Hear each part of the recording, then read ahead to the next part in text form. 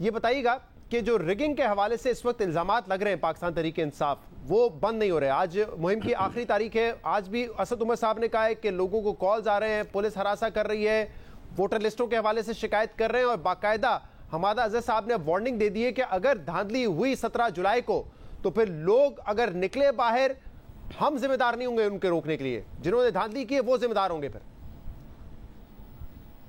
جی انشاءاللہ تعالی دھاندلی بھی نہیں ہوگی، اور جب دھاندلی نہیں ہوگی تو لوگ بالکل نہیں نکلیں گے. انہوں نے اس سے پہلے لوگوں کو نکالنے کے لیے تقریباً جو ہے وہ 5 کوششیں کی ہیں لانگ مارچ سمیت، اور کوئی نہیں نکلا. اب بھی اگر ان کا دل چاہے گا تو یہ اور 1-2 کوششیں کر لیں، کوئی نہیں نکلے گا، کیونکہ دھاندلی ہوگی نہیں، اور دھاندلی ہم کرنے بھی نہیں دیں گے. اس سلسلے میں جو ہم نے انتظامات کیے ہیں وہ بڑے فول پروف ہیں، اور بالکل ان کے اوپر پوری جو ہے وہ خلوص کے ساتھ اور پوری سختی کے ساتھ جو ہے وہ عمل کیا جائے گا. اور یہ الیکشن جو ہے یہ شفاف ہوں گے.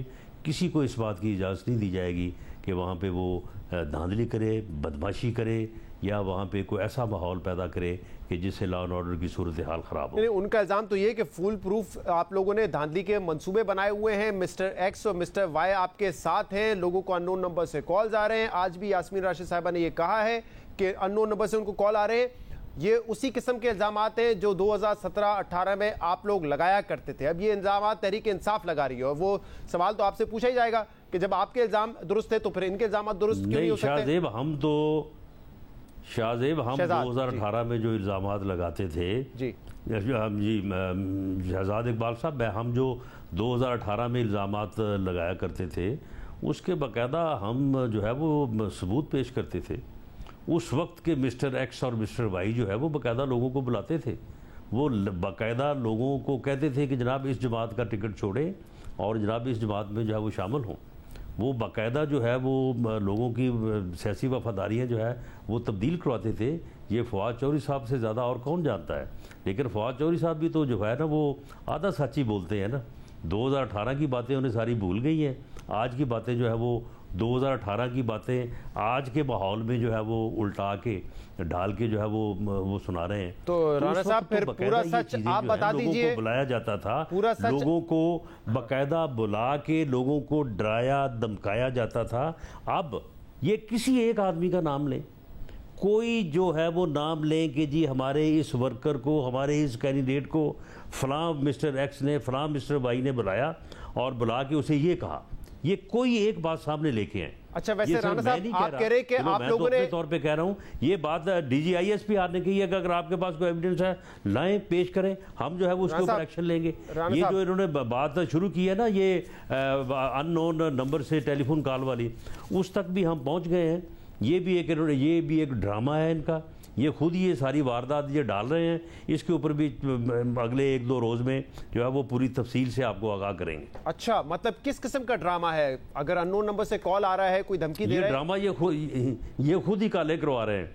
یہ خود ہی جو ہے وہ کالے کروا رہے ہیں اور خود ہی پھر اس ڈرامے کو جو ہے وہ ہوا دے رہے ہیں. کس سے کال کروا رہے ہوں گے؟ ان نون نمبر سے کر رہا کوئی ان کو، یہ خود کہ نہیں کس سے کروا رہے ہوں گے کال؟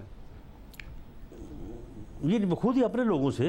اچھا یعنی اگر میں ہی کسی کو کہوں کہ مجھے آپ ان نون نمبر سے کال کر دیں، میں اب آپ کو دکھاؤں گا یہ دیکھیں جی. لیکن رانا صاحب مجھے ان نون نمبر سے کال آپ کہہ رہے ہیں کہ 2017-18 میں جو ایکس تھے، مسٹر وائی تھے، انہوں نے جو کام کیا اس کے ثبوت دیے. ایک تو ثبوت دیے نہیں، لیکن اگر آپ کہہ رہے ہیں فواد چودھری صاحب آدھا سچ کہہ رہے ہیں، آپ پورا سچ بتا دیں. کون ہے وہ مسٹر ایکس اور مسٹر وائی؟ اور اب آپ حکومت میں ہیں، کیا کریں گے اس مسٹر ایکس وائی کے خلاف؟ آئی ایم شیور انہوں نے بھی جو کام کیا تھا غیر آئینی تھا نا وہ. سن لیں نا جی نہیں سن لیں، 2018 میں اسٹیبلشمنٹ پوری طرح سے انوالو تھی. وہ ملتان کا واقعہ جو ہے وہ محکمہ زراعت والا وہ آپ بھول گئے ہیں. یہ یہاں پہ جو جن لوگوں کو جہاز میں بھر کے جہانگیر ترین صاحب کا لے نا انٹرویو، تو وہ بتائیں گے آپ کو اب سارا کچھ. وہ جہاز بھر کے جو لے جائے جا رہے تھے اور جہاں پہ بنی گالا میں ان کو پٹے پہنائے جا رہے تھے، تو کیا فواد چودھری صاحب بھول گئے ہیں؟ عمران خان صاحب کو پتہ نہیں ہے کہ کون لوگ ان کو اکٹھا کر رہا تھا؟ اس سے پہلے جو ٹکٹوں کی تقسیم ہے وہ کس طرح سے ہوئی؟ کہ کہاں سے ریکمنڈیشنز آئیں. تو رانا صاحب ایک سیکنڈ بالکل.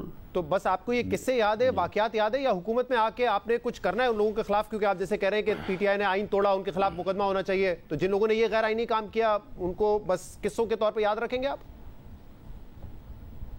نہیں, تو وہ تو پھر یہ فیصلہ بھی تو پارلیمنٹ ہی کرے گی نا. آپ میری بات تو آپ کر رہے ہیں نا کہ جی میں یہ بات کر رہا ہوں.